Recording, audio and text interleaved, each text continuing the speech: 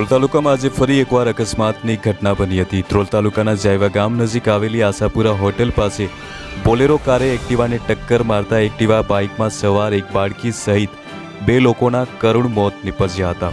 નમસ્કાર, હું છું દિનેશ ઝાલા અને તમે જોઈ રહ્યા છો લોકશાહી ન્યૂઝ।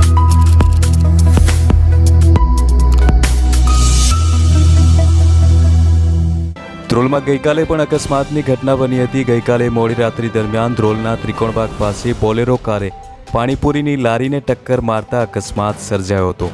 આજે પણ વહેલી સવારે અકસ્માતની ઘટના બની હતી। ધ્રોલના જાયવા ગામ નજીક આવેલી આશાપુરા હોટેલ પાસે વહેલી સવારે ભયંકર અકસ્માત સર્જાયો હતો, જેમાં 5 વર્ષની બાળકી તેમજ પતિ પત્નીનું ઘટના સ્થળે મોત થયાનું સામે આવ્યું છે। પ્રાથમિક મળતી માહિતી મુજબ મૃતક પરિવાર ધ્રોલ તાલુકાના ભેંસદણ ગામનો રહેવાસી હોવાનું સામે આવ્યું છે।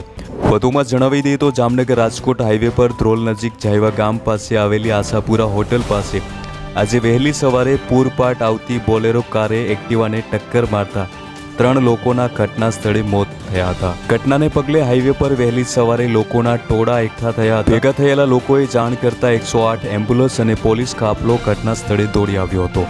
પોલીસે મૃતદેહને પીએમ અર્થે ખસેડી વધુ તપાસ હાથ ધરી હતી। આવા જ અવનવા સમાચાર માટે અમારી ચેનલ લોકશાહી ન્યૂઝને સબસ્ક્રાઇબ કરવાનું ભૂલશો નહીં।